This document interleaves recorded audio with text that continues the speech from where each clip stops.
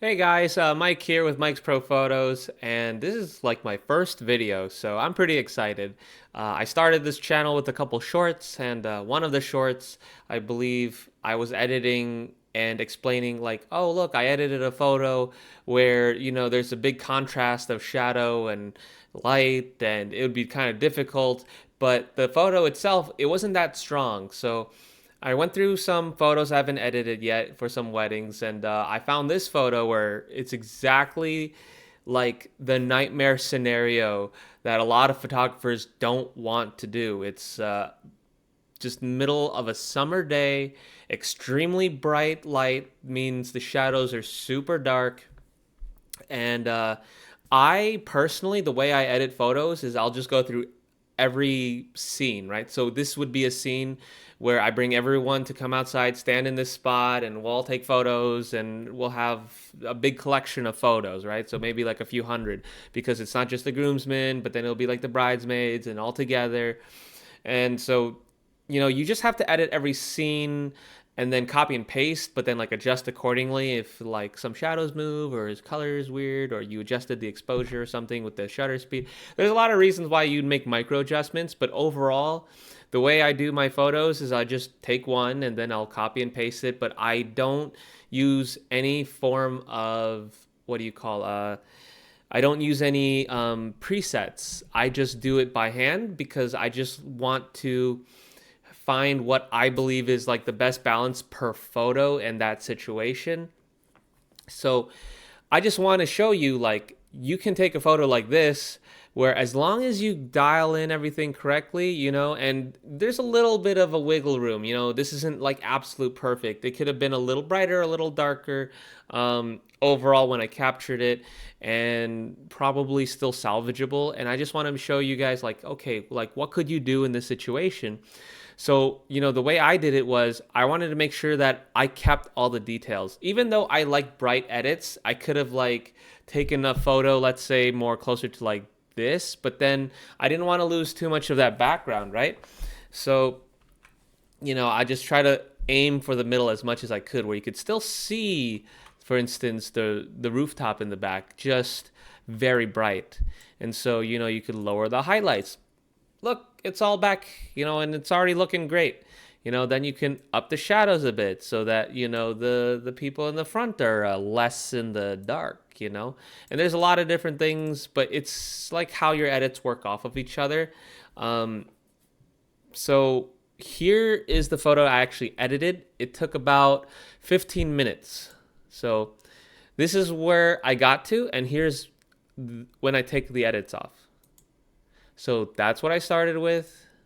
That's where it went. And I can kind of briefly, I mean, not briefly, I keep thinking like, oh, it's a short, you got to be quick, but it's a full video. I could make it a 40-minute video, but I kind of want to make sure that there's a very strong purpose to my videos. So the purpose of this video is to address uh, very drastic exposure levels without needing to be like, all right, you know what, it's going to go black and white. And sometimes there will be even worse case scenarios where you might have to just go black and white. I have some of those too, where it's so dark and then there's a window that just has like crazy amounts of light. So as you try to expose for like maybe 70% of the photo, you got like a window that's just a pure white thing that's causing all this chaos in the photo. And you're like, oh my gosh, I have something very similar to that. Um, you can salvage it to a degree, but at some point, black and white just makes it not only simpler, of course, but easier as well. So that being said, let's just dive into it. I just realized like I kind of want to lower the blue a little bit. Okay. So what I first did was I actually increased the exposure so that I could get the people more in focus, or not focus, but like less out of that shadow, right? Because it's about, for me, the people, seeing them well. Okay. Next, contrast, because if you lower the contrast, it kind of softens up the shadows a bit. It's hard to tell on this photo because you can kind of see it budge a little bit. But like when you start adding in all the other edits together, it'll make more sense. And obviously highlights just way down. Shadows, yep, it's like a 37 because I just want to get rid of it so I can see them better. I mean, I could bring it super bright up like this too. Just if you take away too much, it starts to look a little weird. So I don't want to. I want to be a little careful and just find a like a very susceptible, that's a acceptable balance. Next, I lowered the whites, but honestly, I don't really have to here. So like as you edit and make go down like the list of all the changes, sometimes you have to go back and readjust. And like I said, I only spent like 15 minutes. So as I'm going down, I'm like, did I really need to do that? Oh, actually, now I can. Yeah, I kind of like it. But at this point, this is like pixel peeping. It's like too much. So next, I just keep going down like curve. It's like I raised it up because like what you do when you go here is like you take anything in the middle range of darkness and just if you're just clicking in the middle and then you're just raising it up. So I raise it up so that they're a little brighter. Um, Not like a tremendous amount, of course.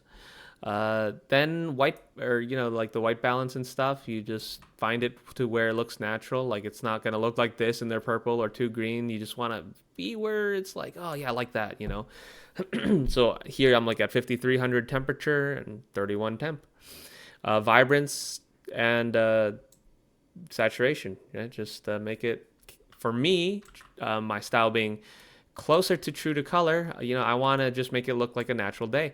I don't want to do the style where like everyone's really like sick looking and bleak and stuff like that, or like green. I mean, it's a preference though. I mean, there's still stuff I could do, like just mess with the orange. I could try to solidify like more color into their skin, and then like even kind of bring it up a little bit to a different hue. Like I always like +7 for skin, but yeah, it's fine. And then even luminance. But overall, I'm not here to like finalize my edits yet. I'm not even working on this wedding.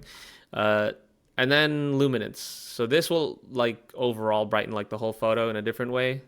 So be careful. Sometimes it makes everything look like it's like glowing, like literally by the name luminance. Like instead of it being bright, it's glowing. So, but yeah, it adds a lot here. So I'll leave that right there. Okay. And then dehaze, because, there's a lot of brightness, but I want it to like take certain parts and add more like structured, like, no, how do you say it? Like, I don't know how to explain it. I just like the effect of dehaze. It takes something that kind of looks vague and bright, like in terms of like lack of like sharp detail, and like you can add like shadows, and it kind of adds that depth without going overboard. Then vignette is, I think, really important for bright photo like this, because everything except them is bright. So if you like add a vignette, you can kind of even out everything with them, so they become more of like the like easy to focus on subject, because they're in the darks, right? So you're not gonna really want to look at them first. You're gonna look at the bright and shiny something, right? Which is why I took like the color yellow and I lowered it, because yellow is such an attention grabber. Look, so this is what it was like before, and then now it's like, oh, it's gone and I can see them much better. So I just try to focus on that as well. It's like making it about them, but I also want them to be in a beautiful scene. So, I just don't want it to be oversaturated. That's all I'm doing. And that's just a gist. That took 15 minutes because I do this with like every photo, is I just try to look for a good balance, and it just winds up being a lot of like rinse and repeat. And that's just to show you, like, don't give up on a photo if you see it in the raw like this. It's like, oh, it's crazy difference. Like, you can then take this and, like I said, copy and paste and paste and paste, and you can go all the way down, and it looks pretty good. Yeah. So anyway, I mean, you might not think it looks good, but that's an opinion, right? Like that's everyone's like personal opinion. I just think it looks great and salvaged. Actually, just made it brighter, and I like it better. So yeah, like I said, I have not edited. Normal process of editing. I'll spend like the 15-20 minutes on a photo, move on, let my eyes adjust to different types of photos, come back, readjust everything, maybe go through a third time. And then I like try to make sure everything kind of looks consistently good, and I'm done, because these are weddings, right? They're very important, and you have like a large turnaround time to like edit them. That only works for me because I don't have that many weddings that I book myself that I actually have to edit. So a lot of my edits I just do just to help my portfolio. But Right now, though, I do have like a couple clients here and there that I personally booked because I usually book, or I have someone book weddings for me and I just shoot and send them the photos. So, yeah, this is just good example. Sorry, I'm not really used to being a YouTuber guy, but I want to like help grow my business and channel and all of that stuff, but also have fun, learn, teach each other, have discussions, reach out to the community. So if this was helpful, let me know. And yeah, I guess 10 minutes. That's actually a good amount of time for a video. So yeah, I'll see you guys later. And hopefully, you know, if you like this video, leave a comment, say, hey, I want to see this if you have any examples, tricky flash or something, or dancing and stuff. In this next wedding year, I'm going to try and take a lot more videos. I just bought some products. I got a Insta360 Go 3S, like a small camera, and microphone, like that's magnetic and clip-on. So that's just something I just bought, and of course on my phone too. I'll just try to take different types of footages. So anyway, yeah, leave a comment. Love to hear from you. And till then, I'll look for more things to upload. So see ya.